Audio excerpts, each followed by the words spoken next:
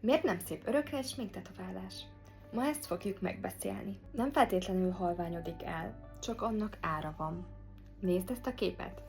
Nagyon mélyre van tetoválva. És ha mélyre van tetoválva, akkor sajnos színmódosul az adott tetoválás. Pont emiatt nem mindegy, mennyi ideig fog az ott maradni az arcunkon. Ezért én ma már előre tekintek, hogy mi lesz akkor, amikor majd eltelik az a pár év, amikor elkezdene színmódosulni a szín. Ezt kikerülve, nagyon finoman dolgozok, a szervezet így képes arra, hogy lebontsa azt a színt, azt a tetoválást, még mielőtt elkezdene csúnyán kopni.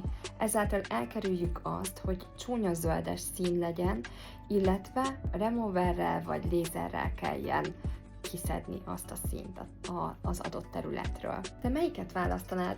Az örök sminktetoválást egy életben egyszer szeretnék fizetni valami áron, vagy pedig a természetes kopást, amit frissíteni lehet. BBBBBBBB.